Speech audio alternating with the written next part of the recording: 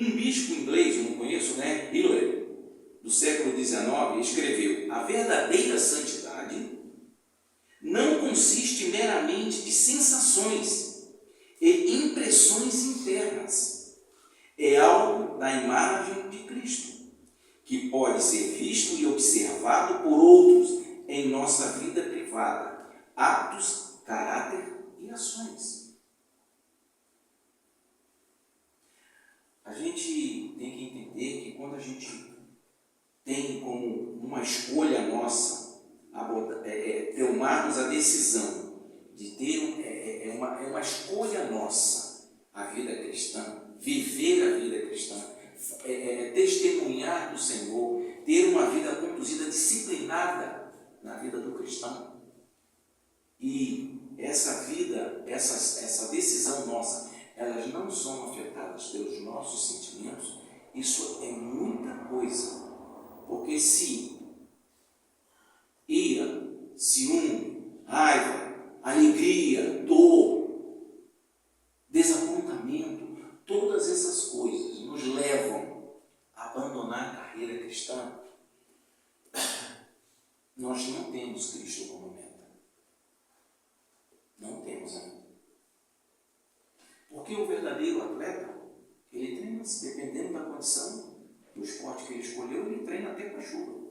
Um soldado, ele não escolhe o tempo para fazer o exercício, tanto na chuva quanto no dia bom, no mar, no rio, seco, molhado, no alto e no baixo. O agricultor, ele levanta todos os dias, chovendo, fazendo sol. E nós? Não, hoje está ventando muito. Nossa, hoje está chovendo. Hoje não sei. É assim a vida cristã. Nossos trabalhos, nossos empregos, quando está chovendo a gente deixa de ir. Está ventando, a gente deixa de ir.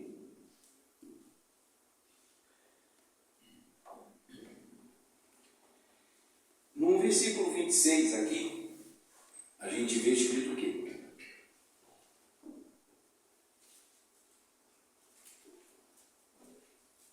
No 26 ele nos diz: assim corro também eu, não sem meta, assim luto, não desferindo golpes no ar.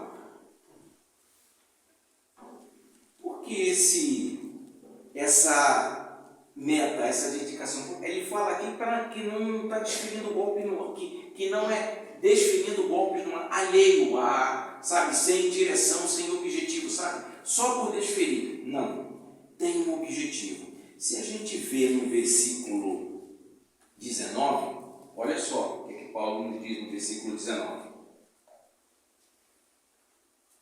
Porque, sendo livre de todos, fiz-me escravo de todos, a fim de ganhar o maior número possível. Por quê? A finalidade de Paulo, ele tinha como objetivo levar a plena palavra do Senhor.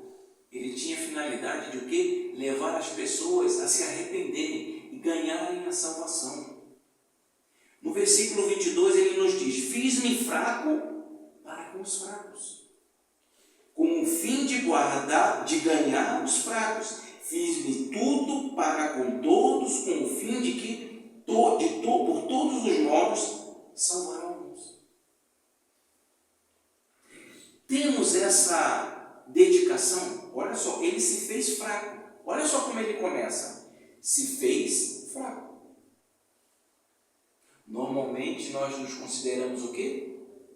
Poderosos, fortes, grandes. Mas Paulo começa com o quê? Fracos.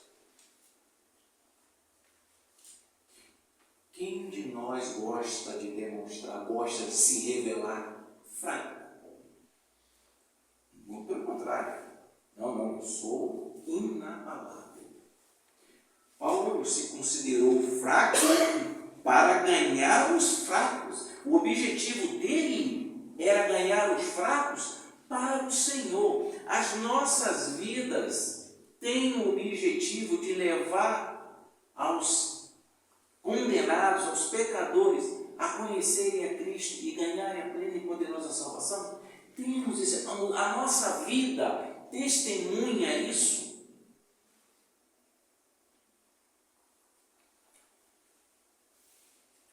Como golpes no ar, como o boxeador que luta com um adversário imaginário. Apenas golpes sem propósito. Fazer por fazer, isto não é meta. Sem objetivo, qualquer coisa vai mudar a direção. Chuva, calor, frio, cansaço, dores, qualquer coisa. Nos tempos antigos, os atletas triunfantes, ao retornar à sua cidade, eram recebidos com aclamação pelos moradores. O treinamento dentro da vida cristã não ganha salvação. Isto é conquistado somente por Cristo. Não é o exercício, a prática da vida cristã que vai nos dar a salvação. Nós já ganhamos. Significa então que as nossas obras, elas não vão dar essa salvação. Essa salvação nós ganhamos, já foi concedida.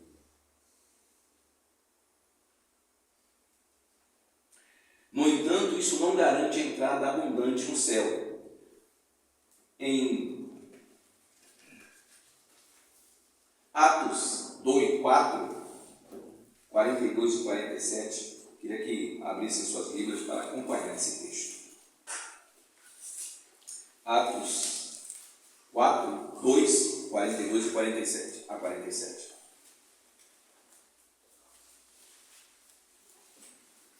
Aqui tem um pouquinho do trecho, um pouquinho do pedacinho do céu, já aqui na terra.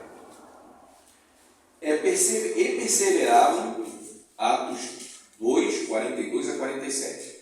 Todos acharam?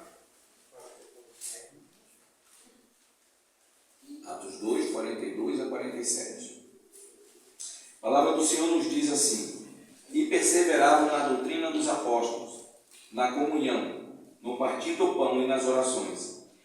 Em cada alma havia temor, e muitos prodígios e sinais eram feitos por intermédio dos apóstolos. Todos os que creram estavam juntos e tinham tudo em comum. Vendiam suas propriedades e bens, distribuindo o produto entre todos, à medida que alguém tinha necessidade. Diariamente perseveravam unânimes no templo, partiam o pão de casa em casa e tomavam suas refeições com alegria e singeleza de coração, louvando a Deus e cantando com simpatia de todo o povo. Enquanto isso, acrescentava-lhes o Senhor dia a dia os que iam sendo salvos. Amém? Essa aqui é a passagem onde Pedro, depois da sua pregação, levou 3.000 a serem batizados. Então significa que tinha mais de 3.000 ali. 3.000, só 3.000 foram batizados. Então, provavelmente tinham bem mais pessoas. Então, o que acontece? A gente vê aqui que perseveravam na doutrina dos apóstolos, na comunhão, no partir do pão e nas orações. Amados, aqui não está dizendo na comunhão, ou no partir do pão, ou nas orações. São todos. Doutrina dos apóstolos, na comunhão, no partir do pão e nas orações. Esses quatro estão interligados. Um depende do outro. Não é a gente escolher, não, eu vou só congregar. O resto eu não preciso fazer. Não, então só no partir do pão. Não. Ou eu fico em casa e oro. Tá bom. Não, acho. A palavra de Deus está dizendo bem claro. E perseveravam na doutrina dos apóstolos, na palavra, na comunhão, no partir do pão, nas orações. Tudo junto. Essa é a vida cristã. A vida cristã a gente não pode escolher uma opção, uma condição, mas sim todas. Porque a palavra de Deus ela é bem clara. Só há um desenvolver, só há um crescimento se nós o quê? Tivermos uma vida, uma comunhão. Se nós ficarmos isolados, como exercer e praticar aquilo que já foi revelado em nossos corações? Como? Em casa? Sozinhos?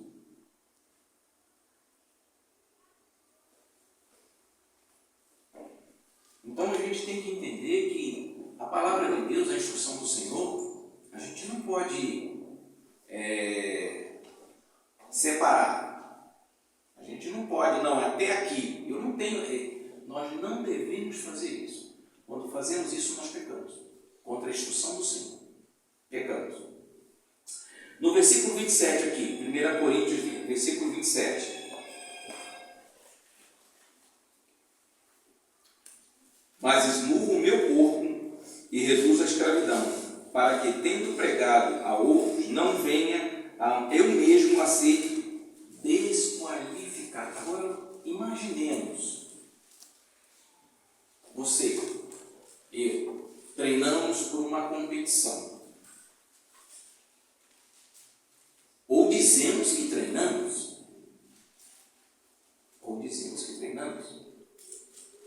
no final das contas, durante a competição, nós desmaiamos, caímos, passamos mal, ou qualquer outra coisa que aconteça que venha nos impedir de continuar nessa jornada, nessa caminhada, nesse treinamento, nessa corrida cristã.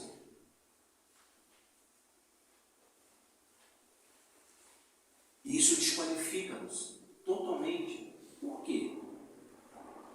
Porque isso demonstra, na sua totalidade, o tamanho da dedicação que nós estávamos nos preparando na vida cristã. O atleta cai, desmaia, passa mal, o que aconteceu com ele? Foi um episódio isolado? Será? Ou ele não treinou o suficiente, não se preparou, não descansou quando deveria ter descansado, não exercitou quando deveria estar exercitando, não se alimentou adequadamente para a atividade que ele ia fazer. E muitas vezes nós tratamos a vida cristã com essa tamanha displicência. Com displicência. E durante o percurso, nós tropeçamos, nós caímos. E infelizmente, no final da conta, a gente até culpa o Senhor por causa disso, por causa daquele acontecimento. O Senhor é responsável pela nossa queda, pelo nosso tombo. Esquecemos que a vontade que está em nosso coração, ela prevaleceu em muitas das nossas decisões, escolhas por não querer buscar uma vida cristã mais santa, mais dedicada, mais fiel. Então ele esmurra o próprio corpo para o quê? Para impedir que as suas vontades prevaleçam e impedisse de ganhar almas para Cristo, ou desqualificando, pois se não conseguir atender às exigências básicas do treinamento, como poderemos participar? De modo algum, mas menos e muito menos ter oportunidade de ganhar. Essa é a vida cristã desqualificada. Essa é a vida cristã que a gente não se prepara, a gente não tem a mente voltada para o Senhor, a gente nem pensa naquilo no nosso testemunho, no nosso lar, no trabalho. A gente não pensa, a gente não se preocupa com isso. A gente fala, não, lá na frente o Senhor vai endireitar as coisas. A palavra de Deus diz que tanto querer efetuar é dele. Mas ele também fala que deve haver uma resposta nossa. A gente tem respondido a esse chamado? A essa preparação? A gente tem ouvido essa instrução? A gente realmente, nos domingos, não estou fazendo nenhum tipo de dizendo o que devem vir. Isso aí é uma decisão que você tem que ter com o Senhor. Mas no domingo, que é a escola bíblica, que a gente tem a oportunidade de fazer as perguntas, não questionar, mas tirar dúvidas. Porque a palavra a gente não deve considerar. Se estiver fora da palavra, a gente pode questionar. Mas se está sendo trazido conforme a palavra, a gente tem que tirar dúvidas. A oportunidade de a gente ter tirar dúvidas na escola bíblica, a gente muitas vezes opta por outra coisa. Então a gente vê que esse progresso nosso, ele se torna muito lento, ou muitas vezes nós paramos. Na verdade, nem paramos, a gente volta. A gente volta lá para o início. Por quê? Porque as coisas já andaram, já avançaram. E o que a gente está fazendo com essa instrução? Aquilo que a gente está, ao nosso chamado. Então ele esmurra, aqui quando ele fala que ele esmurra o próprio corpo, é para impedir que a sua vontade, os seus desejos prevaleçam ao objetivo da vontade de Deus. A meta de Paulo era o quê? Propagar o Evangelho, alcançar o maior número de almas para a salvação. Ele tinha isso como meta. Em nenhum momento ele fugiu a essa meta dele. Nunca abriu mão da sua meta. Sofreu naufrágio, foi chicoteado, apedrejado, considerado até morto, passou necessidade, não queria ser fardo para a igreja.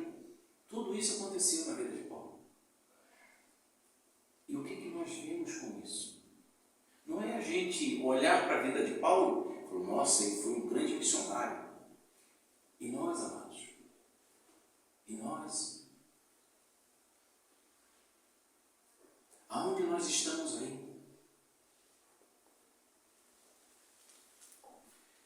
Em Mateus 25, 21, ele nos diz assim, por favor, abra, 25, 21.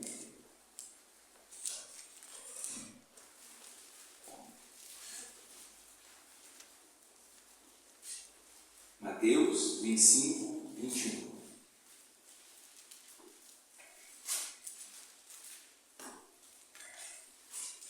É algo para nós pensarmos.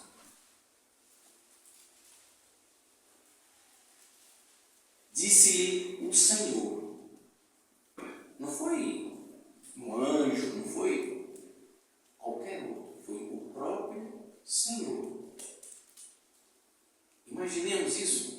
O Senhor está ali nos esperando, nos aguardando, e ele diz isso. Disse-lhe o Senhor, muito bem, servo bom e fiel, foste fiel no pouco, sobre muito te colocarei. Entra no gozo do teu Senhor. Amados, a nossa carreira cristã ela pode ser, a gente pode passar por muitas provações, a gente pode dizer que tem muitas dificuldades, muitas limitações, a gente pode dizer isso. Mas na carreira cristã, imaginemos que aquilo que a gente se dedicou de levar a palavra, de ter uma vida de testemunho, de ter essa vida de testemunho, e a gente não ouvir isso, é algo assim que eu tenho até medo. Então a gente tem que prestar bastante cuidado, bastante atenção naquilo que a palavra vem nos instruindo, vem nos capacitando, vem sendo revelado para as nossas vidas. E a gente não tem atitude verdadeira de filho de Deus. Muito bem, servo bom e fiel, foste fiel no pouco, sobre muito te colocarei, entra no gozo do teu Senhor. Quando verdadeiramente sentiremos esse prazer de estar com o Senhor. Volto a dizer, não precisamos parar de trabalhar, não precisamos fazer nada, não precisamos parar de fazer nada. Mas temos esse prazer de, ao de o Senhor estar já nos esperando, assim como Paulo declara, por ele estaria já em Cristo. Mas ele fez o quê? Ele falou, mas o Senhor me quer aqui, e é aqui que eu vou servir, até quando o Senhor desejar.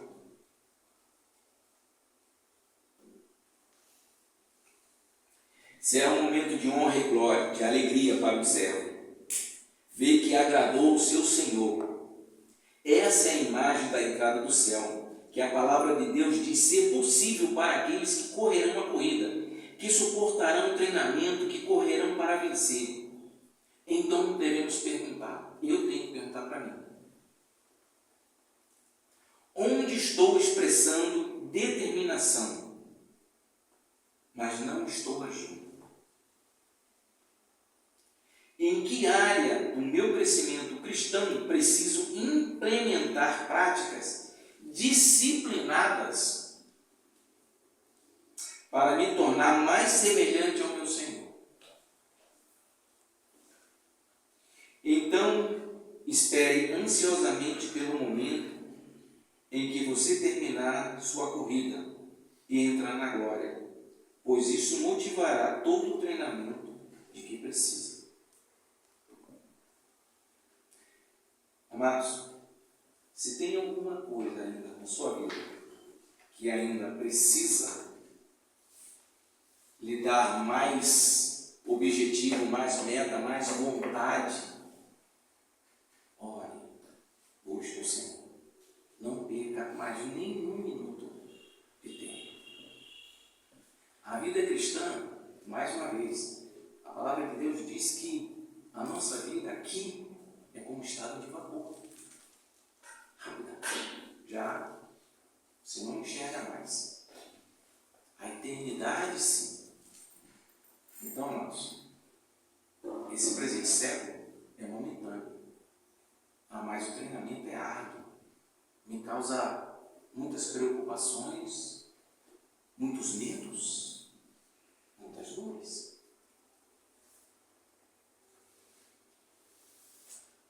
Mais uma vez, tudo aqui é momentâneo. Então, amados, a nossa palavra não é minha sugestão.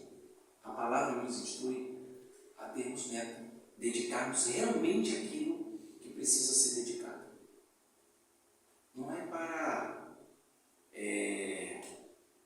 nos glorificar, mas para glorificar a quem realmente nos salvou. E para finalizar, Romanos 13. Eu queria, versículo 8, ele nos diz assim, Romanos 13, 8. Ele nos diz, a ninguém fiqueis devendo coisa alguma, exceto o amor, que vos ameis uns aos outros, pois quem ama ao próximo tem cumprido a lei. O amor. Aí podemos dizer assim, poxa, mas eu carrego no meu coração muitas dores, muitos sofrimentos. Não vou desmerecer longe de mim qualquer coisa. Mas quer preencher esse coração com que isso aí que nós temos fora do amor de Deus é um buraco que nos consome. Mas a partir do momento que a gente tem esse amor de Deus, que ganhou esse amor de Deus, que está depositado em nosso coração, pode ter certeza, qualquer outro sentimento que não seja glorificar e exaltar o Senhor, ele vai ser preenchido e vai tirar tudo que desagrada do nosso coração. E aí nós vamos ter meta, vamos ter objetivo, vamos ter a salvação.